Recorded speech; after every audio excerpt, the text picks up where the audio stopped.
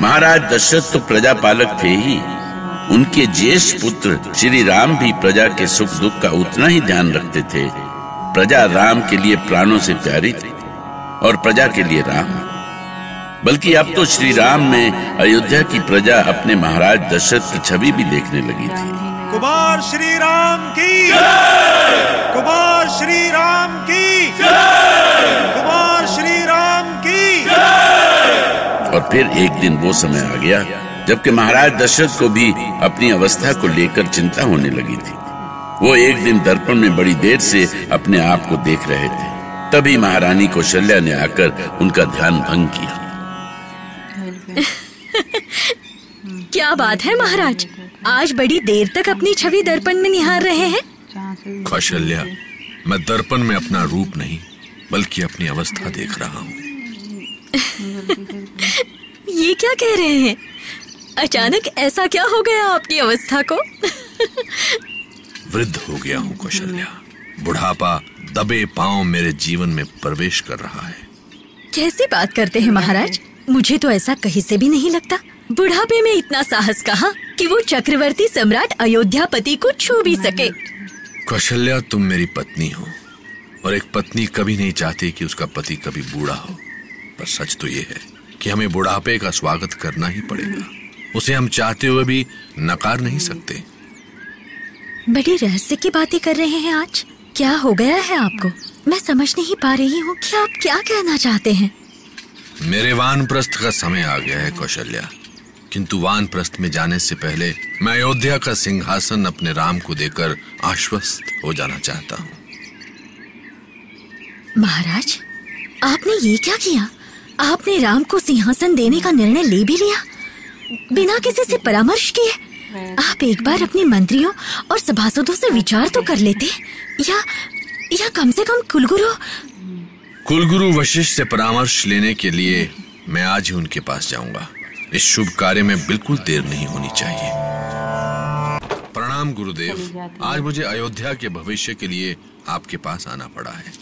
आपका तो यहाँ सदा ही स्वागत है महाराज, पर आपके होते हुए अयोध्या को भविष्य की चिंता। सब आपका आशीर्वाद है गुरुदेव, पर सच तो ये है कि बढ़ती उम्र के साथ अयोध्या के भविष्य को लेकर मेरी चिंता बढ़ती जा रही है। ओह, समझा महाराज। कहीं आप अयोध्या के उत्तराधिकारी को लेकर तो चिंतित नहीं हैं? कहिए, क्या मैंने ठीक नहीं कहा? आप तो त्रिकालदर्शी हैं, आपसे क्या छिपा है। राम अब बड़े हो गए हैं, अब उनका विवाह भी हो गया है। अयोध्या की प्रजा को वो मुझसे भी अधिक प्रेम करते हैं। अयोध्या के लोग भी उन्हें अपना भविष्य मानते हैं। ये सब तो बिल्कुल सत्य है महाराज, पर सबसे बड़ी बात यह है कि आपका विचार क्या है? राम के गुणों को देखकर मैं चाहता हूँ कि अयोध्या का सिंहासन उन्हें सौंपकर मैं इस भार से मुक्त हो जाऊं। समय तो पंख लगाकर उड़ता है और जीवन का तो कोई ठिकाना नहीं है। महाराज दशरथ के मन की बात सुनकर गुरु वशिष्ठ सोच में पड़ गए। तो क्या वो घड़ी आ गई है जिसके लिए राम का धरती पर अवतरण हुआ? और क्या अयोध्या उस घड़ी का सामना करने के लिए तैयार है? वो जानते थे कि जो कुछ होना है वो तो होकर ही रहेगा, उसे टाला नहीं जा सकता। पर प्रश्न है कि हम उसे किस तरह लेते हैं। क्या सोचने लगे गुरुदेव? क्या मेरा ऐसा सोचना उचित नहीं है? हाँ, उचित है, बिल्कुल उचित है, 100% उचित है महाराज। राम सर्वगुण संपन्न है। मैं जानता हूँ वो आप ही की तरह कुशल प्रजापालक सिद्ध होंगे। अयोध्या की प्रजा भी उन्हें अपने प्राणों से अधिक चाहती है, इसलिए अब इस शुभ कार्य में देर न करें। ठीक है गुरुदेव, यदि आपने राम को अयोध्या का उत्तराधिकारी बनाने के लिए अपनी सहमति दे दी है तो मैं मंत्री परिषद से आज ही इस बारे में बात करूंगा। अवश्य महाराज, पर इस विषय में सबसे बड़ा अधिकार प्रजा का है। उसे ही तय करना चाहिए उसका होने वाला नायक कौन होगा, कौन उसका सबसे बड़ा बंधु है, मित्र है, रक्षक है।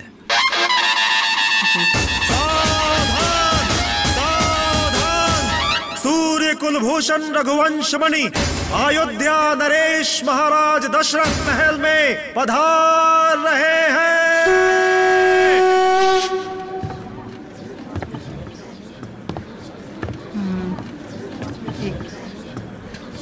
अयोध्या वासियों, उपस्थित जन और मंत्री परिषद, जैसा कि आप जानते हैं कि मैं रघुवंशी दशरथ अयोध्या की प्रजा की कई वर्षों तक सेवा करता रहा हूँ, किंतु हर व्यक्ति और कार्य का एक समय होता है और मेरा समय धीरे धीरे समाप्त हो रहा है। महाराज, आप ऐसी बातें क्यों कर रहे हैं? अयोध्या की प्रजा तो यही चाहती है कि आप युग युगांतर तक उसके राजा बने रहें। हाँ महाराज, हम आपके दीर्घ जीवन की कामना करते हैं। महाराज दशरथ का समय कभी समाप्त नहीं होगा, आप सदैव हमारे साथ रहेंगे। अयोध्या नरेश रघुकुल श्रेष्ठ महाराज दशरथ की। शांत शांत, आप लोग शांत हो जाएं। महाराज, सभासद आपकी बातों से बहुत ही बेचैन हो रहे हैं। सब आपके मन की बात जानना चाहते हैं। जो भी आपके मन में है उसे स्पष्ट कहें।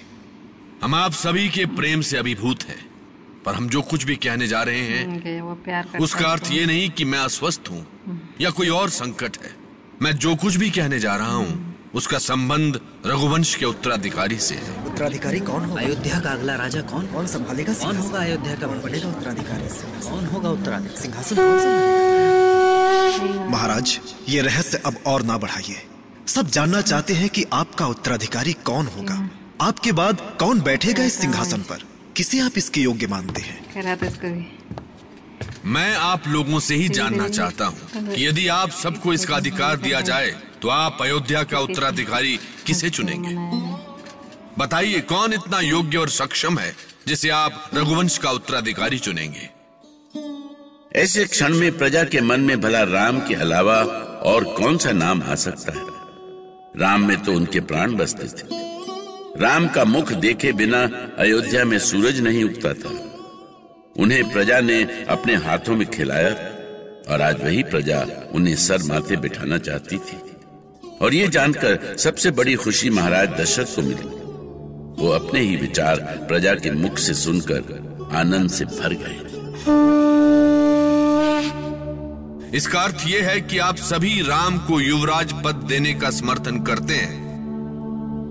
तो ठीक है, तो मैं इक्ष्वाकु वंशज रघुकुल नायक का पुत्र दशरथ अपने प्रिय कौशल्यानंदन राम को अयोध्या का युवराज घोषित करता हूँ। महाराज दशरथ की जय! महाराज दशरथ की जय! युवराज राम की जय! युवराज राम की जय! हर ओर राम की जय जयकार हो रही थी।